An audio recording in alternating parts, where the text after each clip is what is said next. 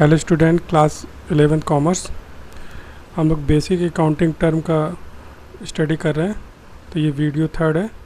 तो okay, start करते हैं। तो स्टूडेंट 9th हम लोग का एक्सपेंसेस। एक्सपेंसेस क्या होते हैं?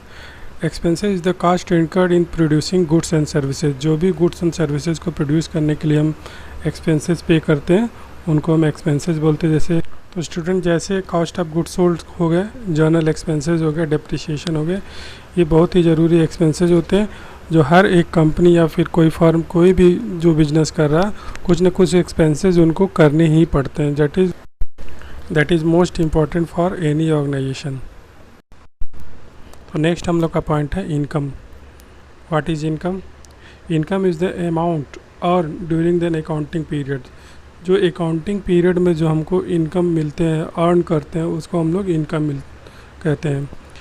The amount received from the sale of goods जैसे and services is called the revenue. और जो अमाउंट हमको गुड्स और सर्विसेज को सेल करने के बाद मिलता है उसको हम लोग रेवेन्यू बोलते हैं। तो इनकम इज इक्वल टू होते हैं रेवेन्यू माइनस एक्सपेंसेस। रेवेन्यू के बाद हम जो एक्सपेंसेस माइनस कर देते हैं तो हमारे इनकम हो जाते हैं, वो लेफ्ट हमारे इनकम बचते हैं। तो स्टूडेंट जब हम इनकम की बात कर रहे हैं तो हम पूरे अकाउंटिंग टर्म की बात कर रहे हैं, पूरे अकाउंटिंग टर्म में क्या इनकम हुआ।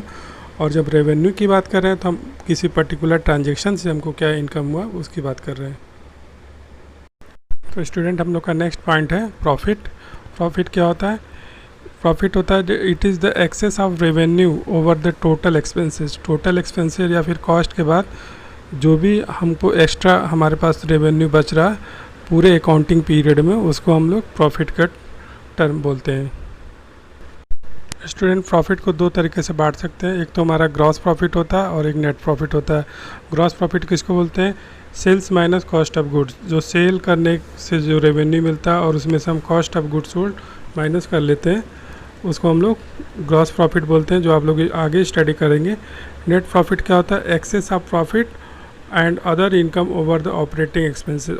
स्टूडेंट ऑपरेटिंग एक्सपेंसेस वो एक्सपेंसेस होते हैं जो कि day to day running business में ज़रूरी होते हैं करने, हमको पढ़ते ही पढ़ते हैं।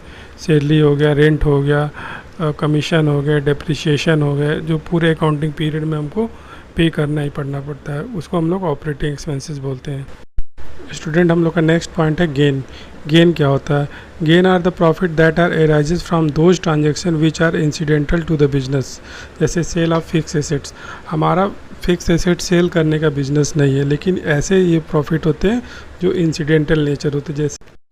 जैसे सेल ऑफ इन्वेस्टमेंट। अगर इन्वेस्टमेंट से हमको कोई प्रॉफिट हो गया और कोई फिक्स एसेट से हमको प्रॉफिट हो गया, तो उस तरीके के प्रॉफिट को हम लोग क्या बोलेंगे? गेन का टर्म देते हैं। तो नेक्स्ट पॉइंट हम लोग का स्टूडेंट है लॉस। लॉस क्या होते हैं? Excess of expenses over the revenue of the business entity for an accounting period is term as loss. अगर हमारे एक्सपेंसेस हैं जो हमारे रेवेन्यू से जब ज़्यादा हो जाएंगे तो हमको क्या होगा?